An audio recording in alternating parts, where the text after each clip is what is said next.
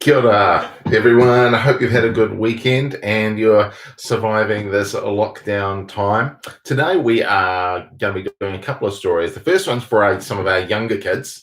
I've had a request to do Pete the Cat, so I'm going to do a ukulele version of that. And then we're actually going to get stuck into the Twits. Now, I said originally it was going to be Fantastic Mr. Fox, but I thought the Twits will be more interesting. So, firstly, we're going to start off with Pete. The story, Pete the Cat. Now, this is one of my favorite stories, and I know that for a lot of our younger tamariki at Tawa school and our kindy kids as well, that they really like this one. So I'm going to quickly do this, and then we'll get stuck into the Twits. So, Pete the Cat.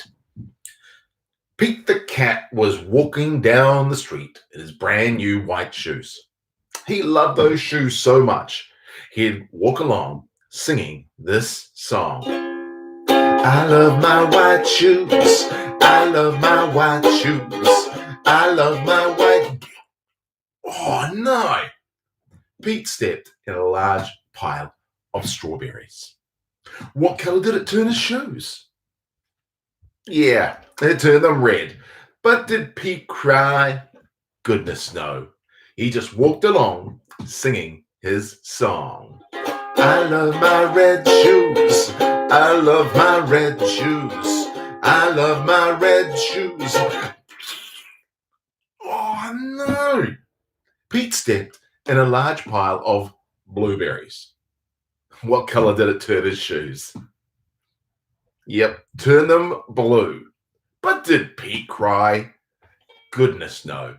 He just walked along singing his song. I love my blue shoes. I love my blue shoes. I love my blue shoes. Oh no! Pete stepped in a large puddle of mud. What color did it turn his shoes? Yep, it turned them brown. But did Pete cry? Goodness no. He just walked along singing his song. I love my brown. Pete stepped into a pool of water. And all the brown and all the blue and all the red were washed away. What color were his shoes now? Yep, they were white, but they were also wet. But did Pete cry? Goodness no. He just walked along singing his song. I love my wet shoes. I love my wet shoes. I love my wet shoes. I love my wet shoes. I love my white shoes. I love my white shoes. I love my white shoes. I love my white shoes. So it just goes to show, it doesn't matter what you're stepping, you just keep walking along, singing your song, because it's all good. I hope you enjoyed that one. That's Pete the Cat. Now, there's some others in the series. There's Pete in his groovy white shirt, or his groovy shirt, and so we may do that one a little bit later as well. All right, now it's time for the Twits. We're going to read a few of the chapters. There are lots of short chapters, but here's some of our characters here. Mr. and Mrs. Twit, the roly-poly bird. And you've also got the Mugglewump monkeys as well. Now, some of you may have heard this story before, but I really enjoy it. It's pretty funny. So, The Twits by Roald Dahl. First chapter, Hairy Faces. What a lot of hairy faces there are around nowadays. When a man grows hair all over his face, it is impossible to tell what he really looks like. Perhaps that's why he does it. He'd rather you didn't know. Then there's the problem with washing. When the very hairy ones wash their faces, it must be a big job, as when you and I wash the hair on our heads. So what I want to know is this. How often do all these hairy-faced men wash their faces? Is it only once a week? Do it on Sunday nights? And do they rub shampoo in it? And do they use a hairdryer? Do they rub hair tonic in to stop their faces from going bald? Do they go to a barber to have their hairy faces cut and trimmed? Or do they do it themselves in front of the bathroom mirror?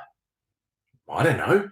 But next time you see a man with a hairy face, which will probably be as soon as you step out onto the street, and remember, we've got to keep two meters apart if we are out on the street, maybe you will look at him more closely and start wondering about some of these things. Mr. Twit. Mr. Twit was one of these very hairy-faced men.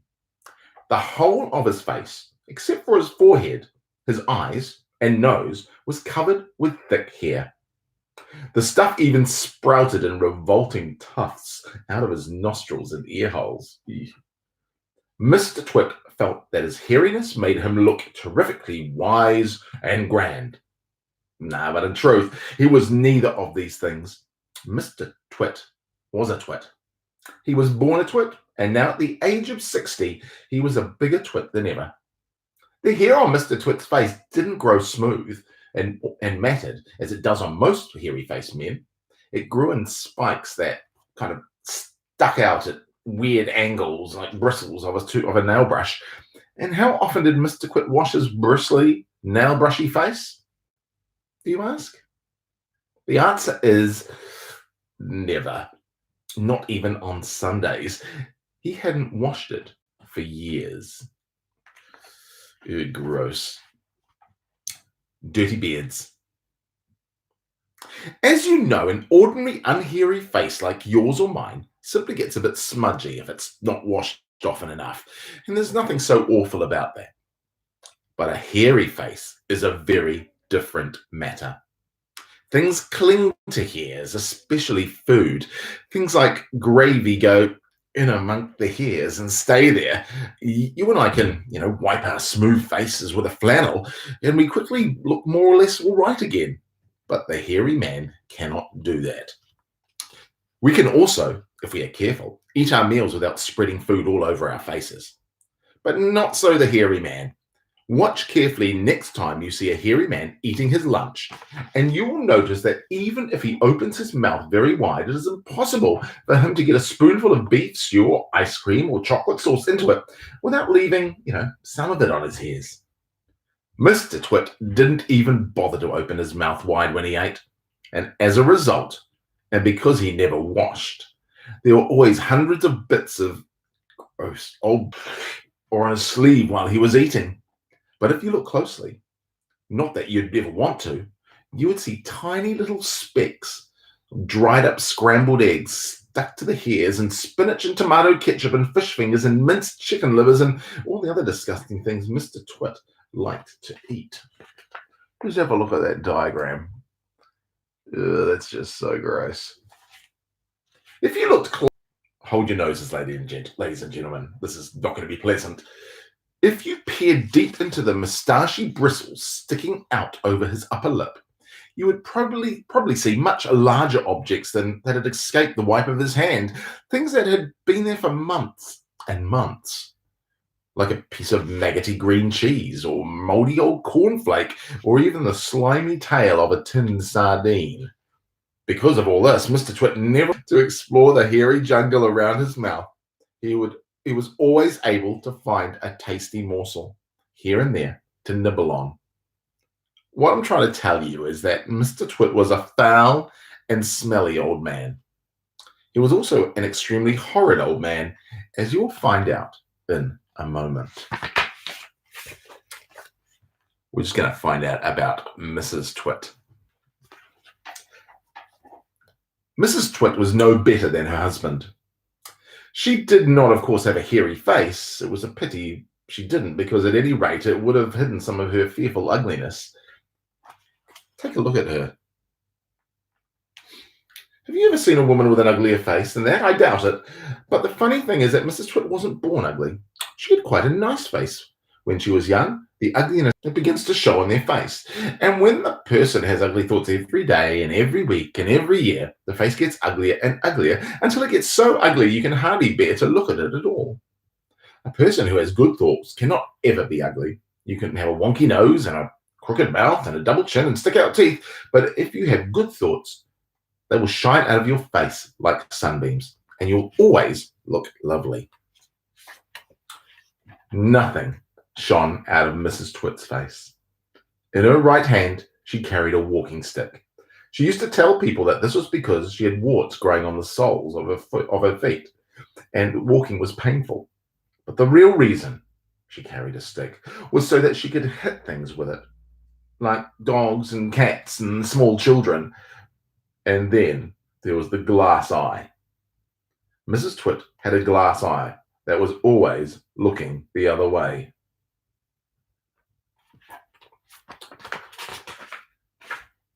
Let's read about the glass eye, and then we'll finish for today. The glass eye. You can play a lot of tricks with a glass eye because you can take it out and pop it back in again. And you can bet your life Mrs. Twit knew all the tricks. One morning, she took out her glass eye and she dropped it into Mr. Twit's mug of beer when he wasn't looking. Mr. Twit sat there drinking his beer slowly. The froth made a white ring of hairs around his mouth. He wiped the white froth onto his sleeve and wiped his sleeve on his trousers. "You're planning something," Mrs. Twit said, keeping her back turned so he wouldn't see that she had taken out her glass eye. "Whenever you go all quiet like that, I know you're very well plotting something." Mrs. Twit was right. Mr. Twit was plotting away like mad. He was trying to think up a really nasty trick he could play on his wife that day. "You'd better be careful," Mrs. Twit said, "because when I see you starting to plot, I watch you like a wombat." "Oh, do shut up, old hag," Mr. Twit said. He went on drinking his beer, and his evil mind kept working away on Mrs. Twit's awful eyes staring at him up from the bottom of the mug, and it made him jump. I told you I was watching you," cackled Mrs. Twit. "I've got eyes everywhere, and you better be careful." The next chapter is called The Frog, and we're going to read that tomorrow. I hope that you guys are all looking after yourselves and you're able to get outside and get out for some walks and what have you. It's been really cool to see for a lot of our Tawa school tamariki that you've been doing some really cool work at home. I've been checking out Seesaw and seeing what you've been up to.